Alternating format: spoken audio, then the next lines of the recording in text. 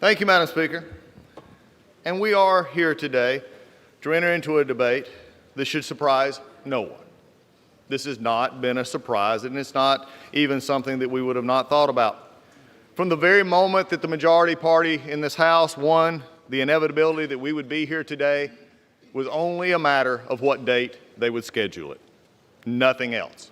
In fact, how it even began to look even further was on September 24th, the Speaker announced an impeachment inquiry before even seeing the call transcript that we're going to hear so much about today. You know, it's not about what this body can do and its constitutional oath. And there's been a lot of constitutional and founders thrown around and will be all day today. But there's one thing that I will mention all along, and that is also the founders were very concerned about a partisan impeachment in which politics of the majority who have their strength can do what they want to do irregardless of any facts. In fact, I've said it before and I will say it again. I do not believe, no matter what was said today and even what has been said, this is not a solemn occasion. When you go looking for something for 3 years, and especially this year since January, you ought to be excited when you found it, but they can't, because I know what is now happening. It took me last night, but I was thinking about it. Why do we keep calling this a solemn occasion when you've been wanting to do this ever since the gentleman was elected? Mr. President came forward and did what he thought fit for the American people, but yet they wanted to impeach him. And it hit me. Now I know. The reason they wanted to is now they're realizing what I told them and have been telling them for the last few weeks, that the clock and the calendar are terrible masters. The clock and the calendar are terrible masters. They do not care about anything except getting the time done and the calendar fixed. They do not care about facts. They do not care about time. And one day the clock and the calendar will hang along this body in a very detrimental way. How do I know this? Because one of our members, Ms. Tlaib, said on the night she was sworn in, we're going to impeach. Well, you know the rest. In May of 2019, Al Green said, I'm concerned if we don't impeach this president, he will get reelected. That is probably the most prescient thing said by the majority in the last year, is they said we can't beat him if we don't impeach him. There's a reason behind this impeachment. And even Speaker Pelosi said it would be dangerous to leave it to voters to determine whether President Trump stays in office. Really? After we just said the Pledge of Allegiance, we go back to the Speaker's own words and said it would be dangerous to leave it to the voters? I will tell you right now, Madam Speaker, we on the Republican side have no problem taking our case to the majority and to the people of this country because they elected Donald Trump, and it is a matter for the voters, not this House, not in this way, not in the way this is being done. It has trampled everything this House believes in. I said it yesterday, and I believe it to be this true today. I will fight this on process, which has been deplorable, to use a word of the majority. It has been awful. The calendar and the clock make it impressive that we actually do it quickly. We don't care about rules. We don't care about minority hearing days. We don't care about giving the opportunity for witnesses to be called because the chairman gets to determine what is relevant. Wow, that's pretty good. Let the accuser determine what is relevant to the one being accused. The people of America see through this.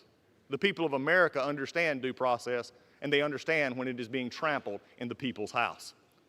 You see, it's also not a matter of process, which will be discussed today. It's a matter of actual facts. I will fight the facts all day long. Because what we found here today is a president who did not do as being charged. In fact, they had to go to abuse of power, this amorphous term that you're going to hear many, many arguments about how that abuse of power, except for one thing. The call itself, the two parties say no pressure. Nothing was ever done to get the money. In fact, they didn't even know the money was held. But there is something that very much bothers me about the facts. There were 5 meetings, we'll hear about those today, in which it was never a linkage made. There was one witness that is depended on over 600 times in the majority's report, that in the end, after questioned, had to say, well, that was my presumption of what was happening. You see, this is an impeachment based on presumption. This is an impeachment, basically also a poll-tested impeachment on what actually sells to the American people. Today is going to be a lot of things. What it is not is fair. What it is not is about the truth. What is true today, and I just heard it just a moment ago in the articles themselves where it said, and the speaker, I believe, actually talked about this as well, is that the president weakened a foreign leader. You know what the truth of the matter is? Madam Speaker, the most interesting and deplorable thing that I've heard over the last few weeks is the actual attack by the majority on President Zelensky. Because they realize their whole crux of their case is that if he was not pressured, their house of cards falls. And by the way, it's already failed. But if we can't show pressure, then we either have to call him a liar, a world leader, or we have to make up names to call him. And that's exactly what happened in the Judiciary Committee when a member of the majority actually said he's acting, or they're complaining to a battered wife. That is below the dignity of this body. To take a world leader, and when he doesn't make your case for you, to belittle him. Especially, as is going to be often said by the majority, that they're in the middle of a hot war with Russia. You see, President Trump actually did give them offensive weapons. President Trump did nothing wrong. We're going to talk about that all day long today. We went on process and we went on facts. Why? Because the American people will see through this. But before I close this first part, I will have to recognize that even the Senate, the minority leader in the Senate, recognizes that the House did not do their job because he can't make the case to his own members, so he's having to ask for witnesses, ask for more time. You see, and even yesterday, it was sort of funny. I thought it hilarious. The minority leader in the Senate went out and did a press conference and said, they denied my witnesses. They denied my request. Well, welcome to the club, Mr. Schumer. That's exactly what's happened over here for the last 3 months. Amen. So today, we're going to talk a lot about impeachment. We're going to talk a lot about our president, and we're going to talk about 2 articles of impeachment. Abuse of power, because they can't actually pin anything of factual basis on him. The president did nothing wrong in this issue. And then they're going to talk about obstruction of Congress. You know, obstruction of Congress, as I've said before, is like petulant children saying we didn't get our way when we didn't ask the right way and we didn't actually go after it and try to make a case. You know why, Madam Speaker? The clock and the calendar are terrible masters.